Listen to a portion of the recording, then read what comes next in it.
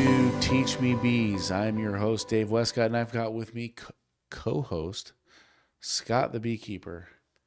Good morning, everybody. Scott. How are you today? Good morning. I wonder what word you were going to say there for a second. You co-host. Co-host? Coach? Coast? Coaster. I don't know if that's a nice thing to do to people. I don't know if that's very nice. What? Are you one of those people who pick on people if they don't get a word out right? Am I one of those people? Is that the kind of guy It is you are? early in the morning. I give grace. I just wondered what you were going to call me. I was anticipating like a new name. I wasn't going to call you anything bad. Okay. Well, I hope not. It's on the podcast forever. I've seen, yes. People who can be a little smart alecky can tend to get beat up every once in a while. Well. Has that ever happened to you in your life? I have not gotten beat up. No. Oh, well, no. listen. But the bees have beat me up a little bit. That's something everybody should experience. I disagree with that. A good whooping will definitely change your mindset. I did get spanked as a kid though. Did you? Yep, 100%. How many times? I don't know. I never counted. I mean, it wasn't a ton. Like I was a fairly okay child. I followed the rules for the most part, but Are you turned out okay. Are you going to spank your children when you grow up? We'll see. I don't want that on public record necessarily.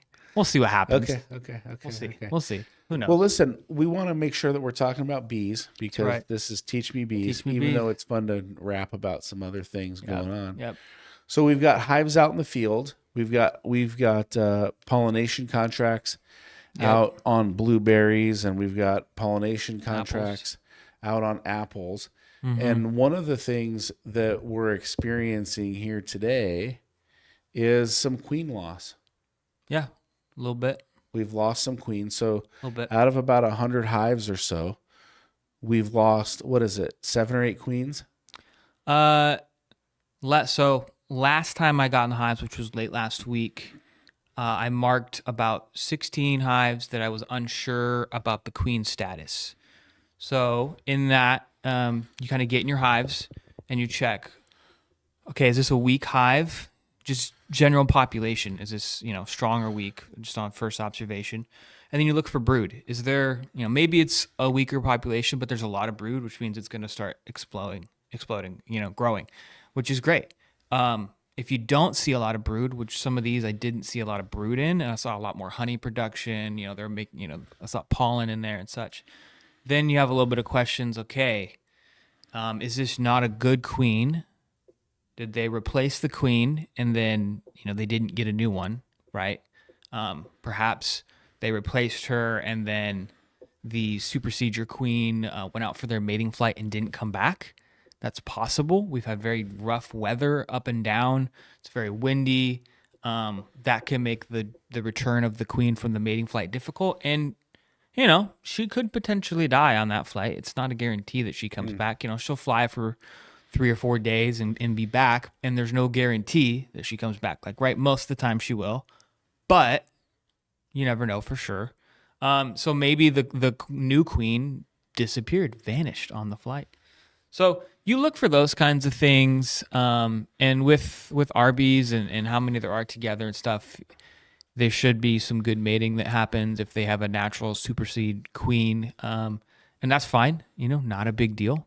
So yeah, we got a little bit of queen issues. 16 hives. Yeah, and that kind of happens sometimes if you move them or if they're new hives being installed. Sometimes the queen gets rejected, and that's just part of it. The bees didn't like the new queen. So there's a variety of factors. And so we have, a little bit of queen loss. How many of those hives would you say don't have good brood? Of those 16, probably 10 to 12 have very little to minimal brood, and so that's a key marker. Okay, there's some kind of queen issue. Queen's not here. She's not laying brood. Which either one of those, we're going to need a new queen, right? So about half? Yeah, maybe a little bit more. And then 2/3 out of the remainder of the hives, what, you just couldn't find the queen and everything looked okay? Couldn't find the queen.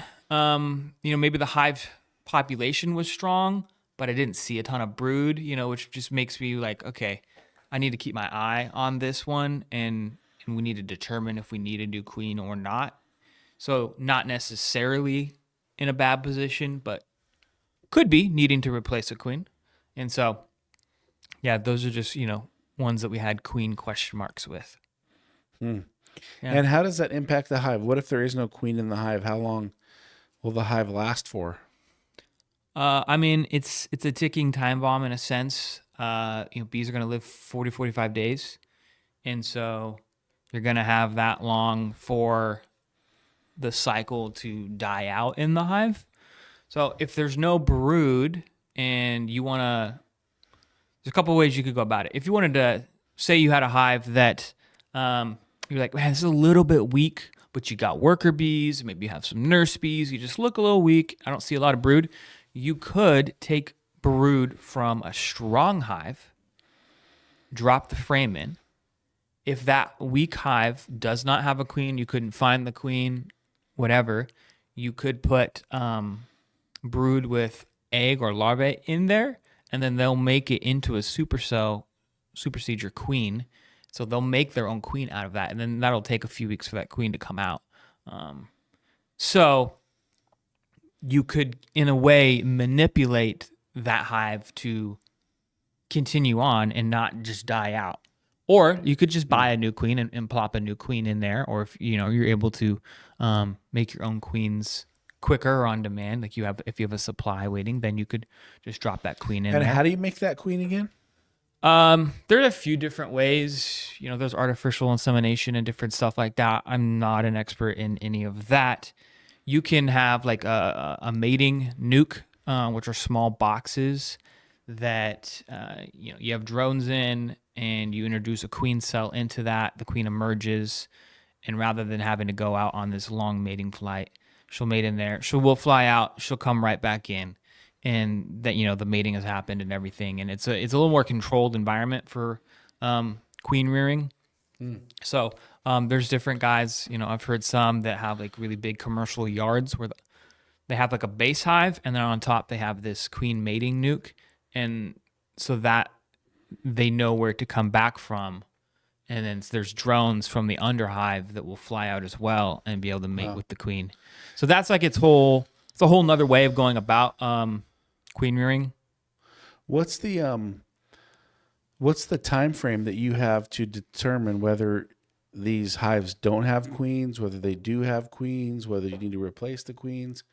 What does that timeline look like? Like about right now, we probably have the next week to week and a half to make a decision on the queens, so that by the we're recording this in the early July or early June, so that by the third-ish week of June, the hive is getting back into its growth, and the queen is in the hive and broods being laid and that kind of thing. The longer you delay, the weaker the hive's going to be for the winter, for the long term.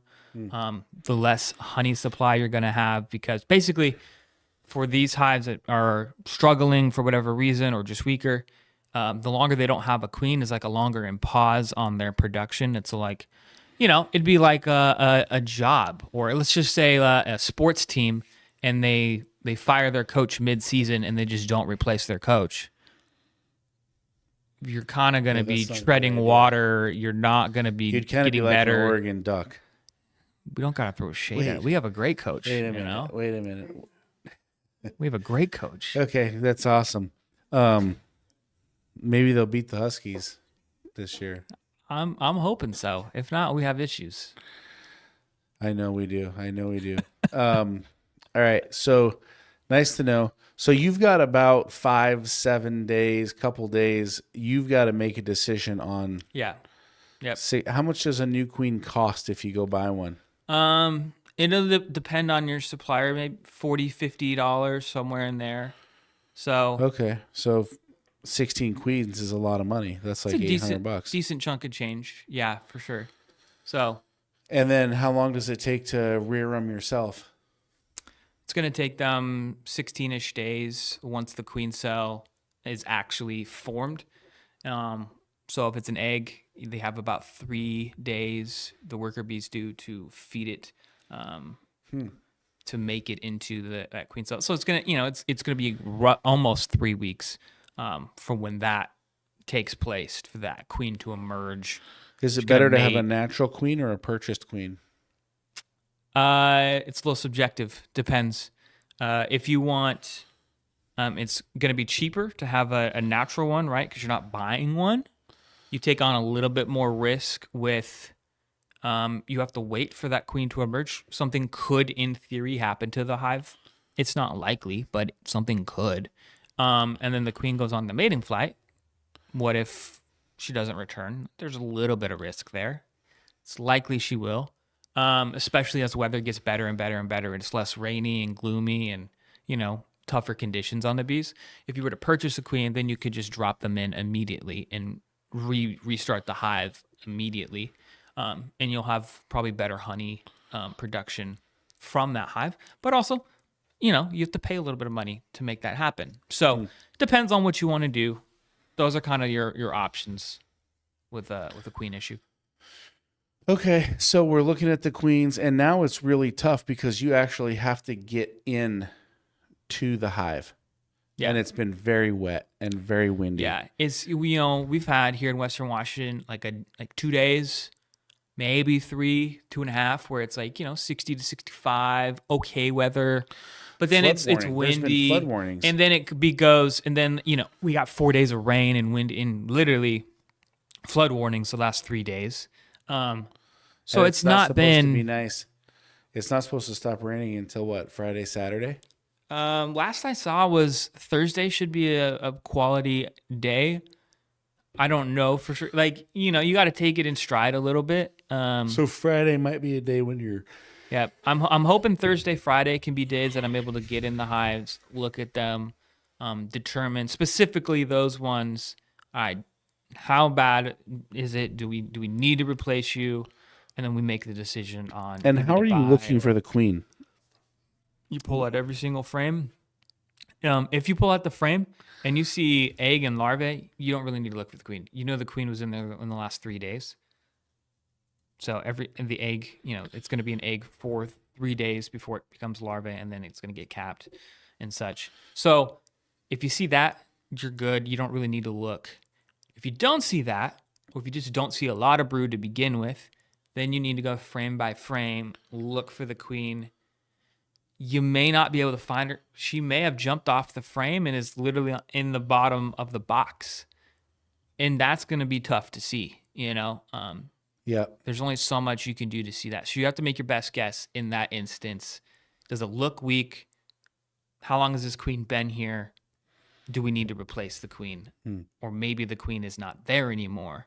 And you kind of just have to make a judgment call at that point. If you just cannot find the queen. So, but if you see the queen and the hive looks like they're doing all right, drop it back in. You don't need to inspect anymore. There's no reason to keep digging around, especially with the weather not being the best. It's like the least amount of breaking into the hive, the better, because you're setting the bees' production back by doing that. Their honey gathering and such, or honey making. And how rather. Often are you in the hives? I'm shooting for about every week and a half or so right now. It's weather dependent though. So we're working with, we're trying to do what days are the best that week. Go visit some of the hives, feed them. So not every time do I feed, do I do like a full inspection. Especially with the weather lately. Sometimes I'm just feeding and moving on. And I'll be able to open up the box and see is the population strong or low, and that'll just give me indication on, okay, next time I'm here, I need to check this hive more intentionally, kind of thing. So that's awesome. What's the difference between a bumblebee and a honeybee? A bumblebee, I think bumblebees are kind of cool. They one, I'm not gonna lie, I like Bumblebee from Transformers. That's back to my childhood. That's a Transformers 1, good movie. After that, all downhill. But the Bumblebee, it's bigger if you compare it to a honeybee. It's black, looks like a black ball. It's interesting. I've actually seen some flying around our yard, which means that they're in the area. Yeah. They nest underground though, so they don't nest like in a traditional hive like a honeybee would. Their population's way, way smaller, maybe a few hundred at most in their nest, whereas honeybee hives are tens of thousands, 20,000, 30, 40, 50,000 bees. So just a lot smaller. They don't make a lot of honey. That's not what they're known for. They'll make honey enough in their nest to survive, but that's it. So if you're wanting to make honey or extract honey, you're not getting them from a bumblebee. That's just not happening. They're just kind of nice to look at. Yeah, they're good. They're good pollinators, like a honeybee. They're good pollinators.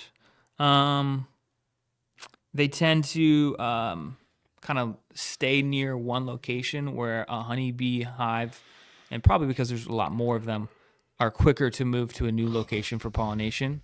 Obviously, their hive stays where they're at, but if it's within a quarter mile, they might, all right, let's go out to 3/4 of a mile. Let's move on. We already kind of hit this area, where the bumblebee will just kind of stay more in its designated area. And the queen, interesting, the queens live 1 year as bumblebees, from fall to fall.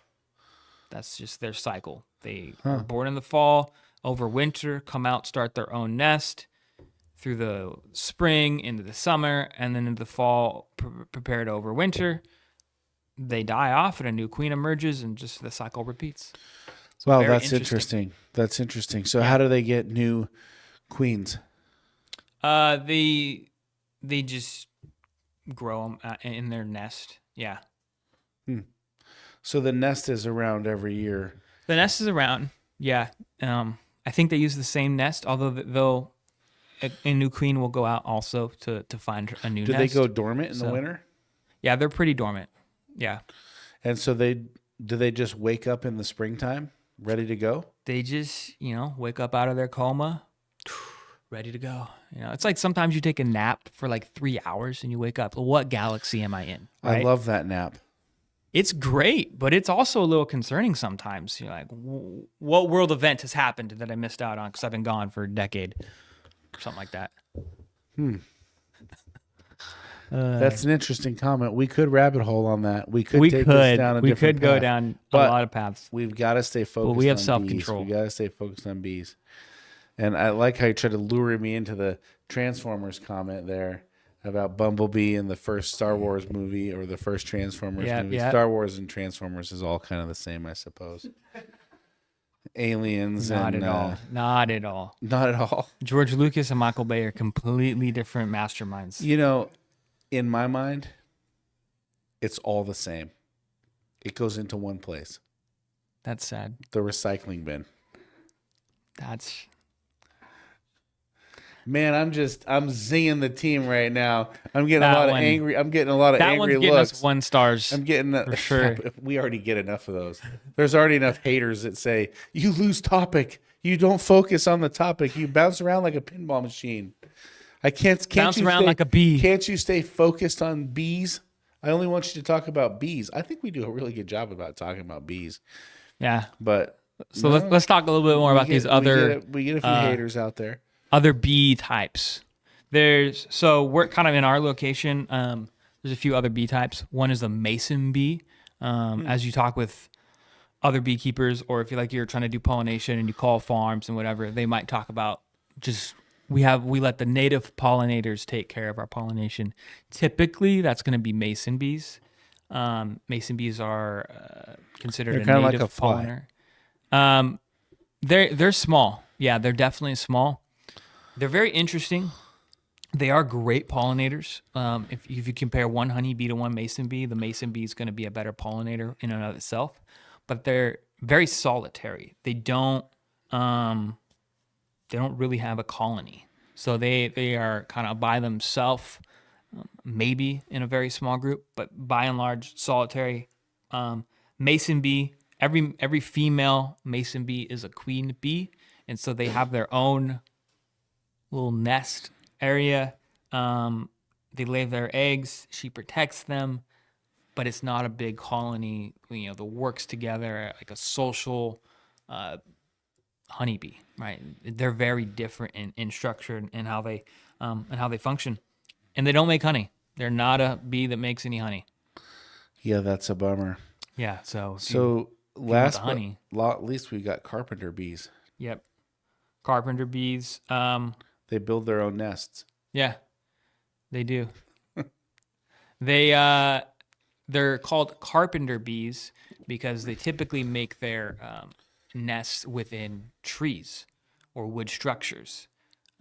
Thus, the carpenter. Sometimes they're called wood bees because that's just where they go, and they make very precise nests, like the holes that they make to get in, and the dimensions of their nests. It's all very precise, which is very, very interesting. However, they're also a very solitary bee. They don't have a colony. They might work in small groups together, but by and large, very solitary bees. Good pollinators. I wouldn't say in general as good as the mason bee, but they're a decent pollinating bee. And again, another bee that doesn't make honey. Yep, another bee. They don't make honey, at least not anything you would be able to get. They might make a little bit for their own hive to get through, but they don't. That's not something they do. So they're very interesting. Something that I found interesting about the carpenter bee is the male bees do not have stingers. They will be aggressive to try and ward off humans or threats from their hive area, from their nest, but they don't have stingers. It's the female bees that have stingers, and they can sting multiple times. They don't lose their stinger on human skin like the honeybee does. Yeah. Yep. And how many would be in a nest of carpenter bees? I'm not entirely sure, but 100, not much. They're very solitary. So they're like a group of banditos. Yeah. They're very small. They are, very small group. Deadly. I mean, they could be. Sure. You are more likely to die from honeybee sting than carpenter sting because there's way more honeybees. And if you just get lit up, How many bee stings does it take to kill someone?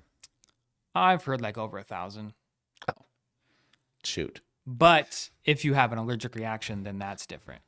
Right. If it depending on the severity of your reaction. Your bee sting where you swelt up like Interstate Marshmallow Man. Yeah, the Michelin Man on my left hand. Does that mean that you have some allergic properties, or was that just the way it got you? I don't really know. I've gotten stung a couple times since then, and nothing's happened. So I mean, it flares up a little bit in that section. But maybe it just in that section. Maybe it just got a nerve. Maybe they got me good. It was like I know where to get you, and I'm gonna get you right there. How did you get stung again? One in the back of the head. Just, I think my veil was against my head, and it just kind of. And the one in the back of the calf, it just. Oh, that sounds like a painful sting. That one definitely surprised me a little bit. I was like, oh, oh, and they always get you. They're really good about it. They get you when you're in the midst of looking at frames, and you got the hive open. So that way you have to have immense composure to not drop something. Because if you got a frame of bees that you just drop because you got stung, you're getting stung again and again and again. They ain't going to be very happy, right? And what if the queen was on that frame? You didn't know it. Bad. How many times has Dave been stung lately? I don't know, a couple. Nothing crazy. Yeah, I don't think he's been stung recently. So the bee suit doesn't do a lot of prevention when it comes to stinging. I mean, it definitely does. It definitely does. There are times that I've been in the hives, and we'll have to come have you out there soon, and maybe we'll do an episode out there or something where they're flying around all on my face. They're like bouncing off my chest because they're not very happy with me right now. And if I didn't have my suit on, I'm probably getting stung. Like all those times. So the suit does wonders. But it's not magical. Maybe you need to wear thicker clothes underneath the suit. It gets hot. You know what I mean? Like it gets hot. So I don't really want to. But the mason bee, the bumblebee, the carpenter bee are 3 common other bees in our area, but they're not honeybees. They don't make honey. They're not very big in population. Basically, all bees are going to be good pollinators on some level. But obviously honeybees, there's going to be a lot more of them. And if you bring out 10 hives, 20 hives, 100 hives to your farm to pollinate, they're going to pollinate so much more because there's just so many of them in comparison to, a couple hundred of these other bees. So, I hope you learned a little bit about other types of bees, what we got going on, the queen rearing and the replacement queens that we're going through. Yeah. Did you have any closing thoughts on the episode, what we're doing? Well, I think that one, honeybees are pretty cool. Yes, they are. They're doing a good job. Bumblebees was also interesting to learn that they are nesting underground and the queen is only living for 1 full year.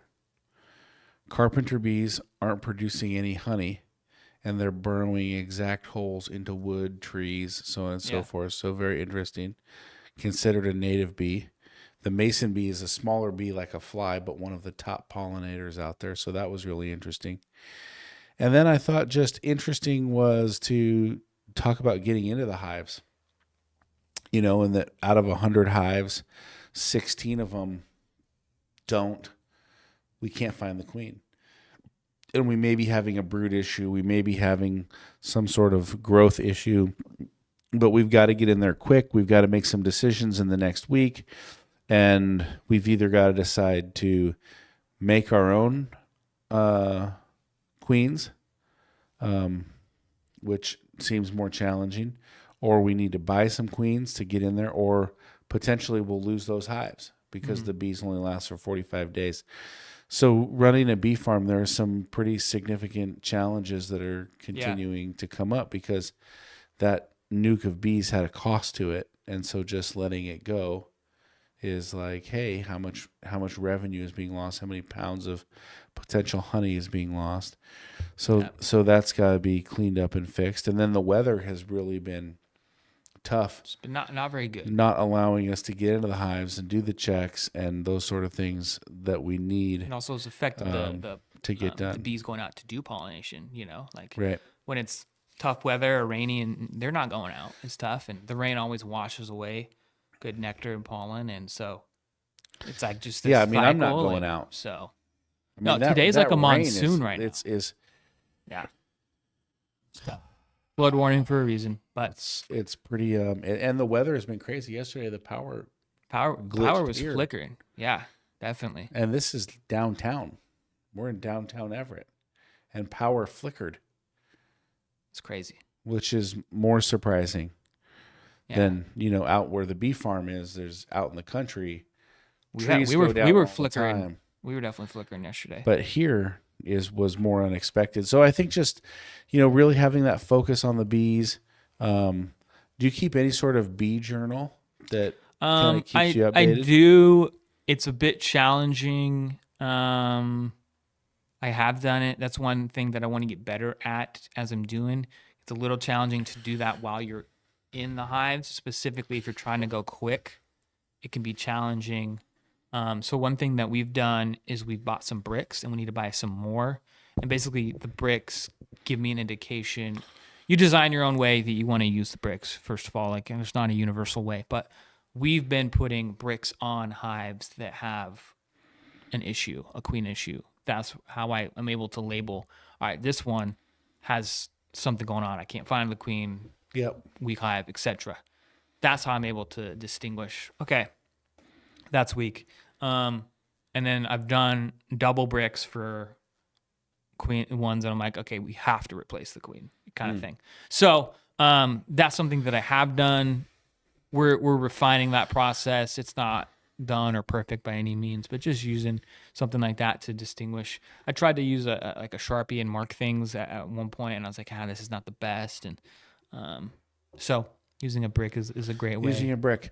There's a ton of bricks up underneath the trees by where the snowplow trucks are parked up top in the top lot. Oh, There's okay. some Yeah, yeah. pallets of bricks and stuff, so you might be able to borrow some from there. But yeah, I think it was a good show, very educational. Lots of bee information. Lots of- And I want to lots of I want to information. close with, someone might be out there wondering, well, you didn't mention yellow jackets. They're not bees. They are the enemy. I killed one yesterday. So they're kind of like a Decepticon.